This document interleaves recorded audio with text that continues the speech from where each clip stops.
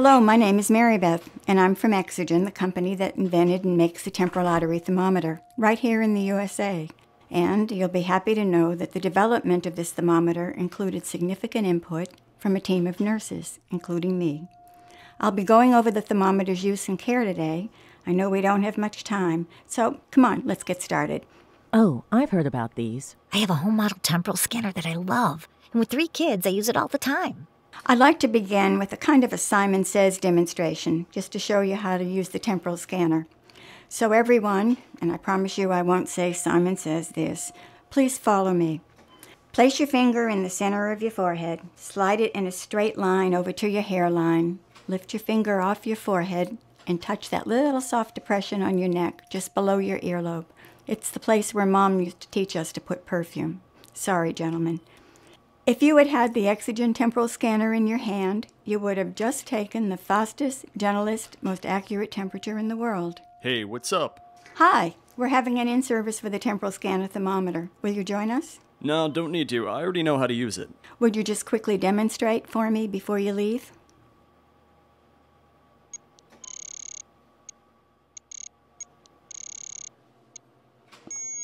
See? Well, you got it half right. The part behind my ear. Wait a minute. It's right here, by the way. Wrong. Okay, back to school, smarty. The superficial temporal artery is up in the forehead, but varies in exact location from person to person. We need to cross the artery, so think T for temporal artery, and the rest is easy. Just cross the T's. See? Not this. It certainly looks like we have our You're patient so and our nurse dead. educator. Thank you both. I couldn't have demonstrated it better myself. Curving down the side of the face is probably the most common error we see, so don't feel badly. Our target is the superficial temporal artery at the forehead, not at the temple. At the temple, the artery can be too deep to register, or you might just miss it entirely. Green is cold and red is hot. We want the red. This is the superficial temporal artery at the forehead. You can see that you'll miss the artery if you curve the scan down the face. A quick rule of thumb: if you have to remove your patient's glasses, you've done it wrong. I'm going to borrow your demonstration. Oh, no. The 3 lines indicate where the temporal artery might be. We can't actually see it since we don't have infrared eyes, and palpating is impractical. Remember, think T for temporal artery, and cross the T's. If you can scan all the way across the forehead into the hairline, you cannot miss the artery, and you will always cross the T. May I borrow you for my model? Depending on the patient, you would first wipe the probe head with an alcohol prep pad, as you would with your stethoscope. Aren't we going to need disposable covers like our old thermometers? No. With the temporal scanner, you are not contacting any mucous membranes, so in most cases, covers are not required. More than 90% of the hospitals using Exergen temporal scanner thermometers have approved wiping with an alcohol prep pad. The alcohol swab, plus the protection of the silver ion antimicrobial head, give you the most protection and the least cost. Alcohol swabs cost a fraction of a penny. However, should the hospital prefer additional protection for certain patient populations, we offer disposable caps, which can be reused on the same patient. And for isolation patients, we offer a long tubular sheath that encloses the entire thermometer for optimum protection. Now back to taking your temperature. After wiping the probe head, brush away any hair or anything else that might be covering the forehead or the ear. Okay, now with the probe flush on her forehead, depress the button and keep it depressed until you are done. Slide straight across the forehead, crossing the T's, not down the side of the face. Scan in a straight line to cross the T's, and you'll never miss the artery. Continue to hold the button down, touch the neck behind the earlobe, the perfume spot. Now you let go of the button and read the temperature. The temporal scanner pinpoints the highest of 3,000 temperatures to provide the most accurate temperature possible. Let's review what we have learned so far. We all know that the temporal artery comes up from the side of the face from the external carotids, but it can go deep, and it won't register an accurate temperature. The superficial part of the temporal artery is our target. This is located up in the forehead, about 2 millimeters below the skin, literally trapped between the skin and the skull. It can't go anywhere. While we know the superficial part of the artery is just below the skin, its exact location varies with each individual, which is why we scan, allowing the temporal artery thermometer to locate it, something like a radar detector. The temporal scanner will indicate that you're scanning over the artery by faster beeping and faster flashing display. After you pass the artery, then the beeping and the display slow down. Why the touch behind the ear? Oh, I was hoping someone was going to ask me that question. The touch behind the ear is to assure the correct reading if the patient is sweaty. If the forehead is moist, evaporative cooling will result in a low reading. However, since vasodilation is 100% assured when sweating, and we sweat last on the neck, that touch on the neck just behind the earlobe will override the effect of evaporative cooling. What if they're completely sweaty?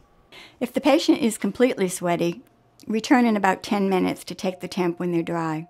Question. Can we just take the temp on the neck behind the earlobe? It's a good question, but the answer is no. This is because vasodilation is required for the measurement. But without a Doppler, vasodilation can only be assured in the presence of diaphoresis or head trauma. Infants? They're in a constant state of vasodilation. Yes, that's true until they're a few months old, when their vasomotor controls begin to mature. As vasodilation is the prerequisite for making the measurement, a gentle touch to the temporal artery area, or just a 2-inch scan across the temporal artery area, is all that's required. And note, it's easier to depress the button before touching the infant's head. They can be a little fractious. I've heard the temperatures don't match oral temps. The temporal scanner is measuring core temperature, about 1 degree Fahrenheit or half a degree Celsius higher than an oral temperature. The mean normal core temperature is about 99.4 in Fahrenheit or 37.4 in Celsius, versus about a 98.6 in Fahrenheit or a 37°C for an oral temperature. Fever protocol will need to be adjusted upwards if your current protocol is based on an oral temperature. The temporal scanner is also available in an oral equivalent calibration. No adjustment in the oral-based fever protocol is required if you're using that calibrated model. Can anything cause high or low readings? Well, high readings are typically the result of comparing an arterial calibration temporal scanner, which has a serial number beginning with an A, so you'll know what it is, to an oral thermometer. Arterial temperature is a core temperature, and it will be higher than oral. Another reason for high temperatures is if the area being measured is not exposed. The temporal scanner is assuming that the skin that it's measuring, and skin is part of our temperature, has equilibrated to the room. So if it's covered, it's going to give you an artificially high reading. So always allow about a minute after removing a covering before taking your temp. A third possibility for high temps is inadvertently scanning a warming blanket or a radiant heater. But low readings are typically a result of a dirty lens. The lens in the probe tip needs cleaning every 2 weeks, using a Q-tip dampened with an alcohol prep. Also, a few other reasons for low readings are not being able to reproduce the readings: curving down the side of the face, a sweaty patient, or taking multiple temps in rapid succession on the same patient. All of these can cause false readings. Why are multiple temps an issue? Well, the cold probe is going to cool the skin, and skin is part of our measurement. If you just wait about 30 seconds before repeating a temp on the same patient, you'll be fine. But do note that taking multiple temps in rapid succession on the same patient is something never done with an oral or a rectal thermometer. Now, as nurses, we all do this, relying on the accuracy of touching the patient, palpation, to determine fever. But here's why you should avoid this. Your hand is just not a good indicator of fever. It's subjective, and it depends on the temperature difference between your hand and the patient. While palpation will be correct about 98% of the time if the patient does not have a fever, it's going to be wrong more than half of the time if the patient does have a fever. This all sounds great, but I've always found rectal to be accurate. Let me give you a real life for instance. Recently, a doctor received word that a patient had a temp of 104. The nurses had taken 4 temporal artery temps using 3 different Exergen temporal artery thermometers, and they all read 104 degrees. The doctor ordered a rectal temp for this patient, which read lower at 99.9 degrees. The doctor then decided to go with the rectal. It's what he knew and trusted, and they sent the patient home. Fast forwarding here, it's about 4 hours later. True story. The patient returned in an ambulance, septic, and the result of a ruptured appendix. Rectal temperature has a well-proven lag time in responding to a rapidly changing temperature. Lag time for adults can be on the order of several hours, and this is well documented since the invention of the Swan-Ganz PA catheter, about in the late 1960s. Lag time for infants, and not a lot of people know this, but as young as 0 to 12 months can be on the order of 60 to 90 minutes, and this was first quantified by Harvard Medical School and Boston Children's Hospital in 2004.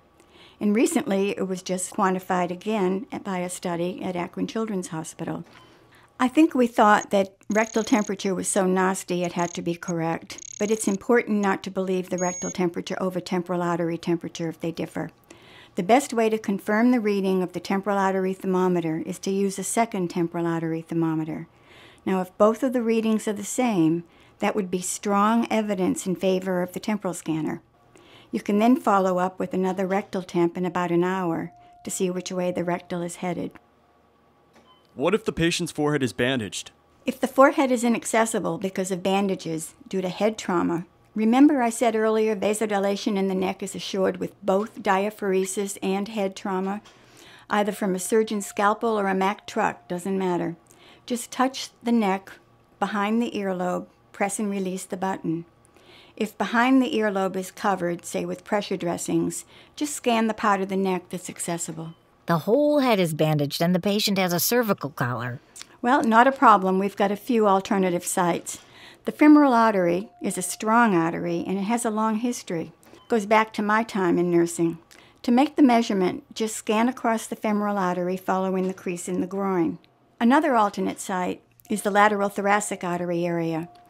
To make the measurement, just scan in a zigzag pattern. It's about 4 inches wide from the imaginary line in between the axilla and the nipple, and scanning down to the waist and back up to the level of the nipple. All the time you keep the button depressed.